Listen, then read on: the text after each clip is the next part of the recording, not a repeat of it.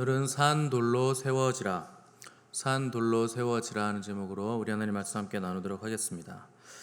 베드로는 구원받은 하나님의 백성들이 간절히 사모해야 될 것을 지금 얘기하고 있는데, 가장 먼저는 순전하고 신령한 처신 하나님의 말씀을 사모해라, 이렇게 얘기를 했습니다. 오늘 본문에서 두 번째로 구원받은 하나님의 백성들이 취해야 될 것에 대해서 베드로는 보배로운 산돌 그런 표현을 쓰면서 우리에게 소개를 해주고 있습니다. 순전하고 신령한 저지 하나님의 말씀이었던 예수 그리스도였던 것처럼, 또 오늘 4절에서 사람에게는 버림받아 되었으나 하나님께 택하심을 입은 보배로운 산돌, 이분도 역시 예수 그리스도 우리 주님을 지금 베드로가 다르게 표현을 한 것입니다.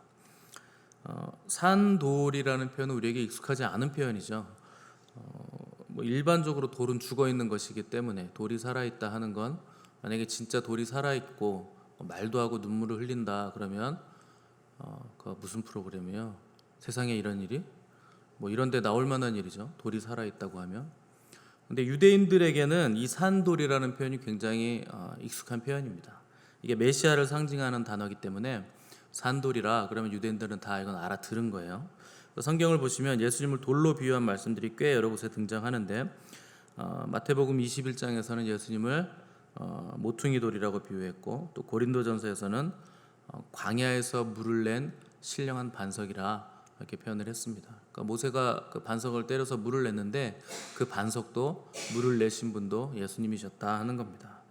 또 고린도전서 3장 11절에 보시면 예수님이 건물의 기초석이다 이런 표현이 있고, 또 시편에서도 모퉁이 돌이 있고, 또 다니엘서 보시면 세상 제국 느부갓네살의 신상을 부서뜨린 그 뜨인 돌도 예수님으로 우리가 표현을 하고 있는 것을 볼 수가 있습니다. 또 구약에서 야곱이 돌 베개를 베고 잠을 자다가 이제 꿈에 환상이 열리잖아요. 그래서 천사들이 오르락내리락 하는데 그 하늘이 문이 열린 겁니다. 근데 언제 열렸느냐? 머리를 반석 대신 예수님에게 두었을 때, 그때 하늘이 열리고 천사들이 오르락내리락 하는 계시를 받게 된 겁니다. 자, 오늘 본문에서 예수님은 산돌이라 이렇게 표현했는데, 영어로 하면 리빙 스톤이죠. 살아있는 돌, 또 생명의 돌이라고 해석을 할 수가 있겠습니다. 그러니까 무슨 뜻인가?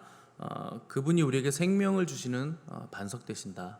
또 그분은 살아계신다. 영원 전부터 영원 후까지 계신 분이시고, 처음과 나중이시고, 또 이전에도 계셨고 전에도 계셨고 장차 오실 전능하신 분이시라 하는 것이 산돌 안에 들어가 있는 의미들입니다. 그래서 주님은 내가 부활이요 생명이니 나를 믿는 자는 죽어도 살겠고 무릇 살아서 나를 믿는 자는 영원히 죽지 아니하리라, 이런 표현을 쓰심으로 생명을 주시는 분이시다, 산돌이시다, 이렇게 자기를 계시하셨습니다. 근데 이 은혜를 받아들이지 않아서 그 은혜 안에 거하지 못하는 자들은 주님이 산 돌이 아니고 거치는 반석, 부딪히는 돌이라 이렇게 표현이 되는 겁니다.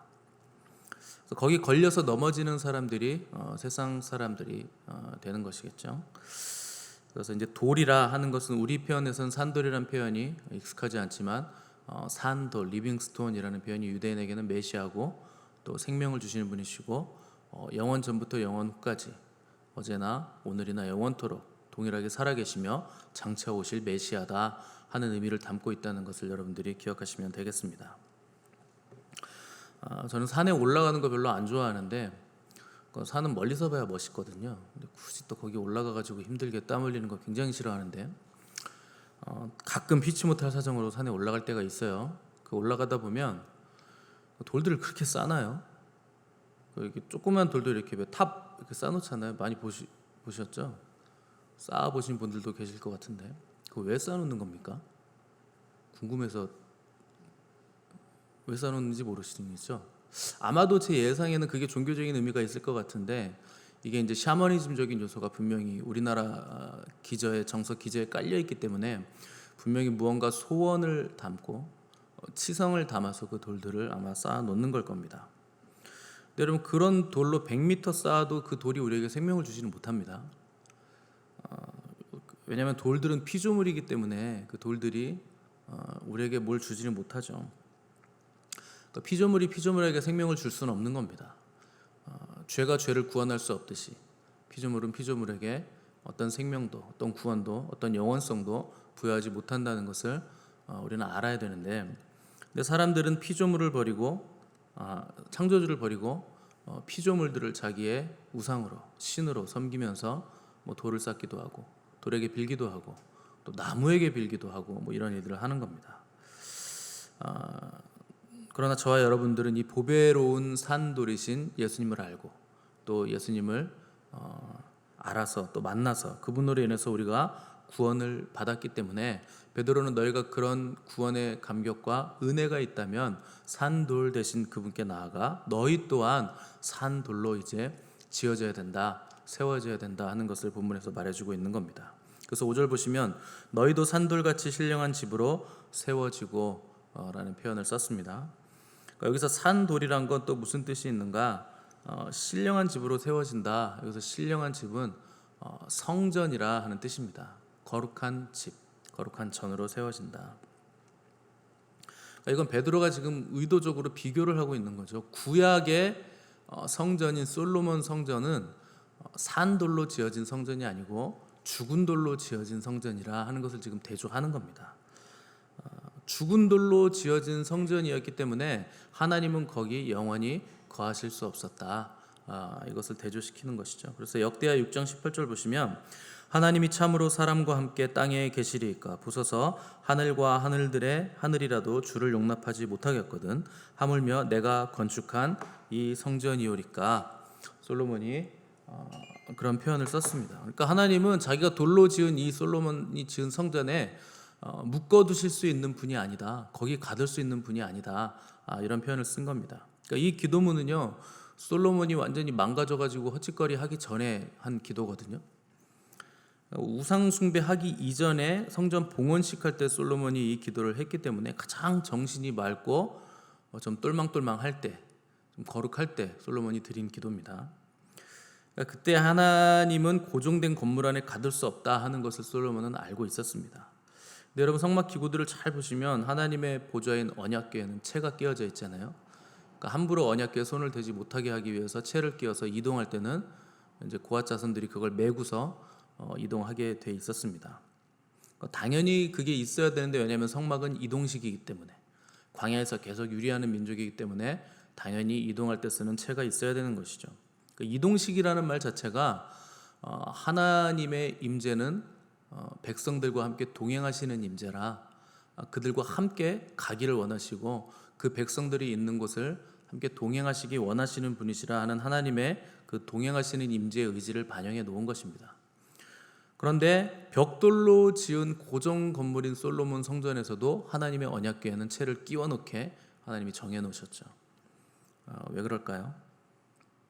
더 이상 이동할 일이 없는 성전인데도 왜 채를 끼워 놓으셨는가?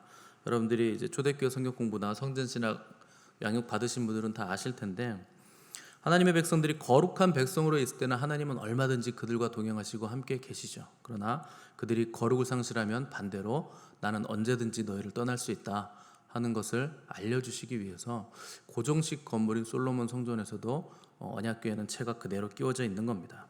그래서 실제로 에스겔서 같은 데 보시면 이스라엘 타락이 우상 숭배가 극에 달했을 때 성전 안에서 단무스를 위해서 막 애곡을 하고, 단무스는 그때 그게 무슨 신이냐면 그 태양신의 아들신이에요. 그 니므롯이라는 태양신의 아들신. 그래서 지금 천주교 보시면 예수님이 딱 두 가지로밖에 표현이 안 됩니다. 십자가에 달려 계신 예수님 아니면 성모 마리아에게 안겨 있는 아기 예수. 보통 아기 예수로 많이 표현이 되죠. 왜 그러냐면 엄마 신이 세미라미스라고 하는 하늘 여왕이거든요. 하늘 여신. 그 여신이 단무스라는 아이를 안고 있는 것이 고대 근동의 아주 극심한 여신 숭배 사상의 전형적인 형태입니다. 근데 천주교가 그걸 그대로 받아들여서 성모 마리아를 세미라미스라는 엄마 여신으로, 그다음에 아들신 단무스를 예수 그리스도로 이렇게 그대로 투영을 해놓은 것이죠. 그러니까 성전 안에서 그때 이제 구약의 이스라엘 백성들에게 이미 이런 사상들이 퍼져 있는 겁니다. 고대 근동 지역에서.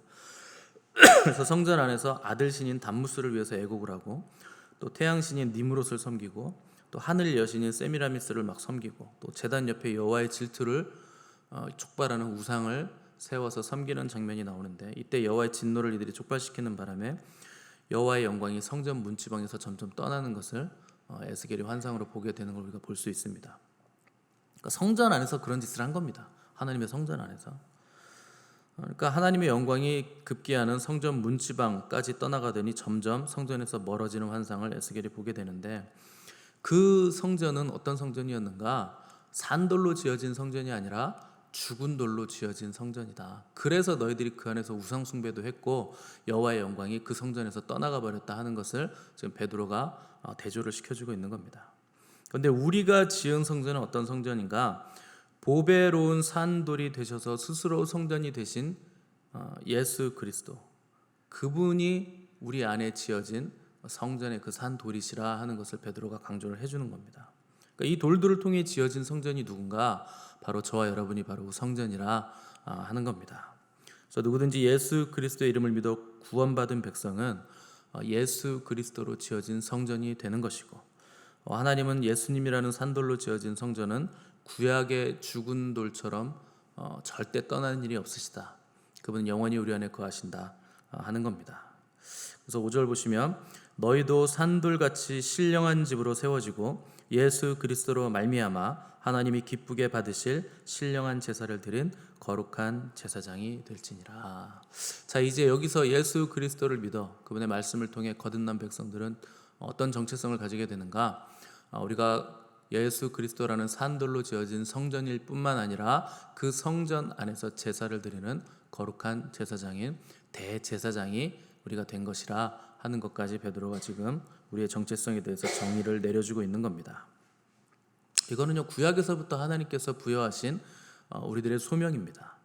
그래서 하나님께서 이스라엘 백성을 출애굽시키셨을 때 그 출애굽의 목표를 분명하게 말씀하셨거든요.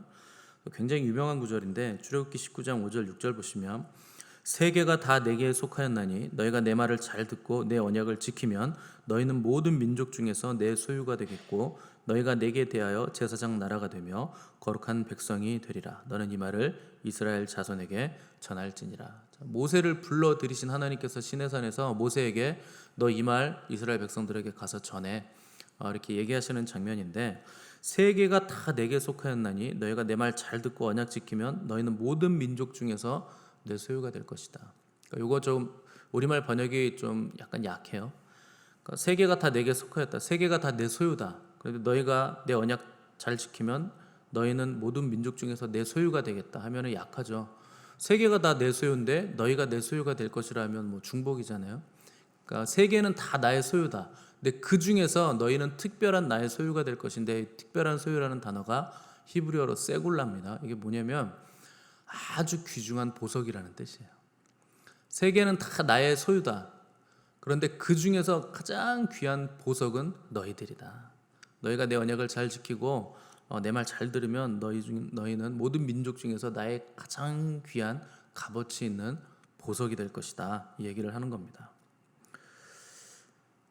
그러니까 우리들은 하나님께서 거룩한 나라요, 하나님의 백성이요, 왕 같은 제사장이요, 하나님의 소유로, 세굴라, 아주 귀중한 보석으로 우리를 부르셨다 하는 겁니다. 여러분들이 여러분들을 생각할 때 그렇게 믿어지십니까? 믿어지든 안 믿어지든 상관없어요. 우리는 계시론자들이기 때문에 말씀이 그렇다 얘기하면 그렇게 믿는 겁니다. 경험론자들은 자기가 경험해야 믿죠. 그래서 예수님 못 믿는 거예요. 근데 계시론자들은요, 태어날 때부터 이 안에 들어와 있기 때문에 일단 생각이 없어요. 그냥 여기서 듣는 대로 그런가 보다 하고 멍하니 있는 거예요. 박수치라 그러면 박수치고, 믿습니까? 그러면 믿습니다. 그러고 그냥 이 배 벌리고 있고 그렇게 믿는 거예요. 원래 계시론자들이 그런 겁니다. 왜냐하면 말씀이 그렇다라고 말씀하고 있기 때문에. 그래서 나는 하나님의 택한 소유, 아주 귀중한 보물이고 아주 값어치 있는 보물이고 거룩한 나라고 왕 같은 제사장이라 하는 것을 우리가 믿어야 되는 것이고, 또 나뿐만 아니라 우리 공동체 지체들도 하나님이 그렇게 부르셨기 때문에 우리가 옆에 있는 사람들을 볼 때 그 시선으로 봐야 되는 겁니다. 이 사람은 택한 족속이요, 왕 같은 제사장, 하나님의 귀중한 보물, 거룩한 나라. 그래서 우리가 예수 그리스도 안에서 신령한 집으로서 나만 지어져 가는 것이 아니고 함께 지어져 가느니라. 그러니까 우리가 함께 우리는 지어져 가고 함께 여호와의 아주 귀중한 보물로서 여김을 받고 있다 하는 것을 기억을 해야 됩니다. 그래서 여러분 한 분 한 분이 하나님의 그 거룩한 아주 귀중한 성전의 벽돌 한 장과도 같은 겁니다. 우리가 함께 지어져 가고 있기 때문에 그 중에 그 건물의 머릿돌은 우리 주님이신 거죠.